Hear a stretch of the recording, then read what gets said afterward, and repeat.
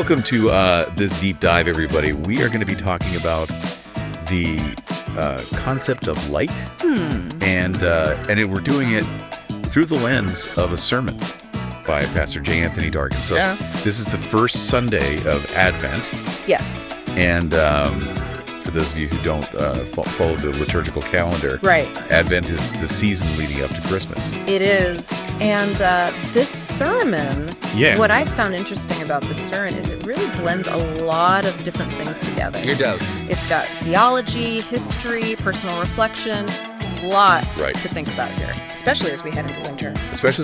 Yeah. And there's a real depth here, too. I mean, Pastor Dargan doesn't just say, believe in Jesus. Right. It's, there's real reasoning here. Like, he dives into why that belief and trust matter. Exactly. And to do that, he takes us to a very specific passage, the opening verses of the Gospel of John. Okay, so for those who haven't opened the Bible in a long time, can you set the scene for us? What is, how is John's Gospel different? Yeah, so John's Gospel, if you think about like Matthew, Mark, and Luke, they're more like biographies of Jesus's life, like really focused on what he did. Yeah. John takes a very different approach. He's more interested in revealing who Jesus is, his nature, his identity. His essence. Yes. So it's like we may know someone's name and what they do for a living. Yeah. But John wants us to understand, like, their character. That's a great way to put it. Their like, soul. Yes, and for John, that character, that essence, is summed up in one powerful word. In the beginning was the Word. Yes. It's almost like it's like the start of some sort of, like, cosmic story. It's incredibly profound. You know, Pastor Dargan unpacks this idea of the word, logos in Greek, as the mind and heart of God made manifest in Jesus. Yeah. But it goes even deeper than that. Yeah. It's about this eternal creative force that exists before anything else. So we're not just talking about a historical figure here. We're talking about something much bigger. Much bigger. Something that existed before time as we know it. Right. Pastor Dargan really emphasizes this point of Jesus's pre-existence, his existence outside of time. He even asks the listener, is there anything too hard or too big that Jesus can't handle? That's a bold question. I mean, it is. That really makes you think, right? Yeah. Because if this force is eternal and unchanging, what does that mean for us? Especially when life feels chaotic, unpredictable. Right. It's about finding that source of strength, that stability that transcends our circumstances. Remember, the word, the logos, it's not just illuminating. Yeah. It's bringing things into being. Okay. It's giving life. And John writes, through him, all things were made.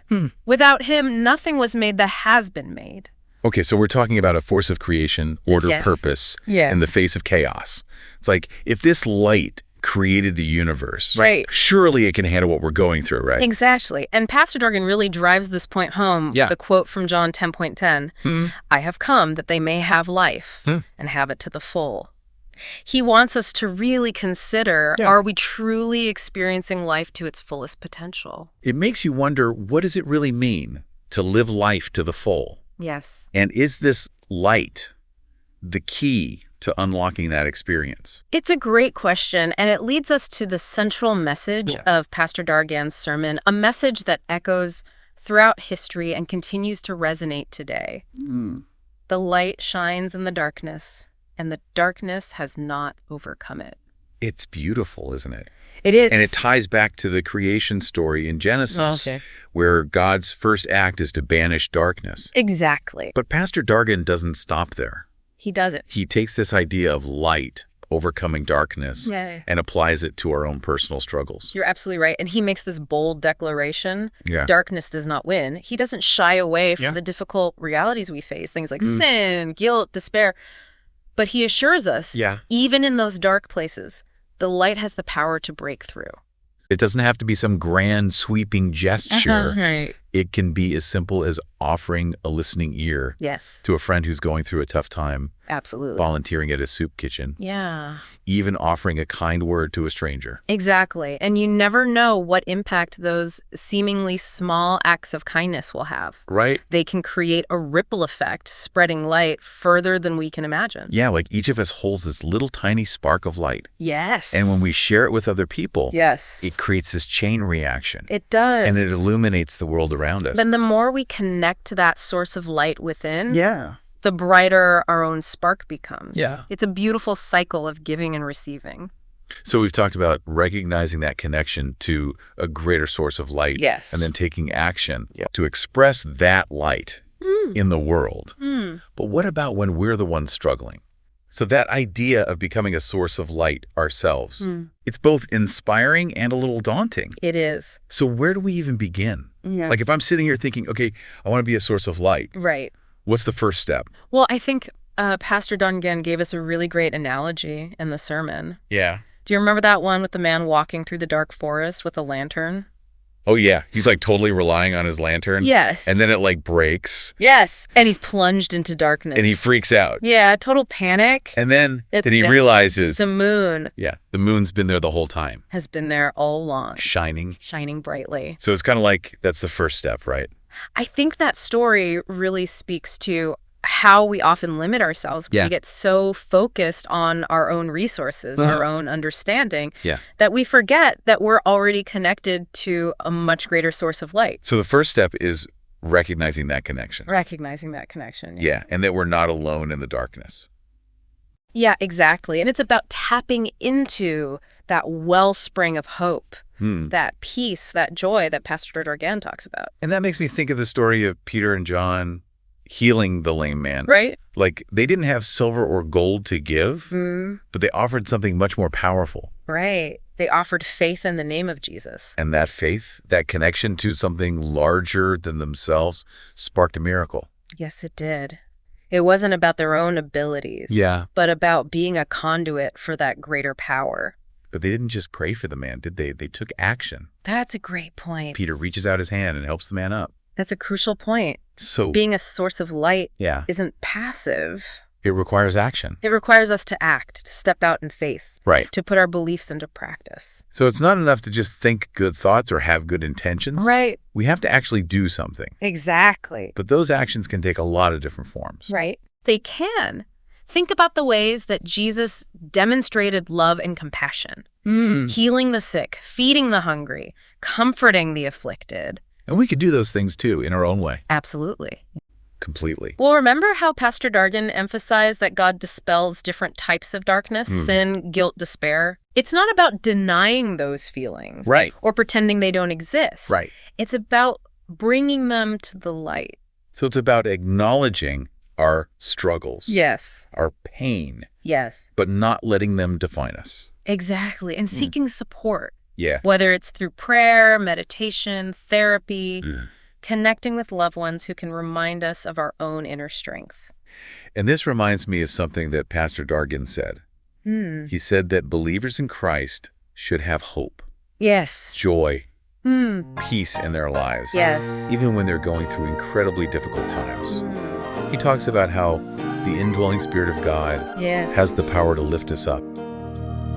Even when things feel bleak, and connecting with that inner strength, nurturing it, allowing it to guide us. Yes. That is an essential part of being a source of light. It is a beautiful and challenging idea. To realize that even in our darkest moments, we can still be a source of light, both for ourselves and for others. It's just about showing up with the intention to make a positive difference. To make a difference. However small it may seem. However small. And that's the beauty of it. Yeah. Right? We all have that power to be a source of light. And together, we can create a world where darkness truly does not win. What an inspiring thought to end on. It is. Thank you so much for joining us for this deep dive into light. Yeah, this has been great. We hope you found it as enlightening and thought-provoking as we have. As we have. And remember, as you go out into the world, keep shining your light. Thanks for tuning in to the Two Hosts, One Message podcast. your go-to for exploring faith and spiritual growth. This week's message, Jesus, the Light in the Darkness, brought to us by our senior pastor, Reverend J-Anthony Dargan, unpacks the powerful truths in John chapter 1, verse 1 through 5. If it's touched your heart, don't keep it to yourself. Share it with someone who could use a little encouragement today. Stay connected by subscribing. We drop new episodes every Tuesday to keep your spirit uplifted and growing. Want to dive deeper? Join us for a live discussion about Sunday's sermon every Wednesday at 7 p.m. It's relaxed, meaningful, and a chance to connect with others. Just dial 605-313-4831 and use access code 869360 #. Feeling inspired to support our ministry? Your generosity helps us to continue to share God's love. You can give through PayPal or Zelle using our email CCOGNYC@AOL.com, via CashApp at $CCOGNYC, or on Givelify by searching Congregational Church of God, 1889 Amsterdam Avenue, New York, New York, 10032. Every gift, no matter the size, makes a difference. Thank you for being a part of our mission. And if you're in the neighborhood, we'd love to see you in person. Join us every Sunday at 10 a.m. at Congregational Church of God on Amsterdam Avenue between West 153rd and 154th Streets. Can't make it? No problem. Catch the service live on YouTube at CCOGNYC or on Facebook at Congregational Church of God, NYC. Wherever you are, we're here for you. At our church, it's all about faith, community, and spreading the gospel. Come visit. We promise you'll feel right at home. Thanks again for being a part of the Two Hosts, One Message family. God bless, and we can't wait to connect with you online, in person, or wherever God's plan takes you. See you next time.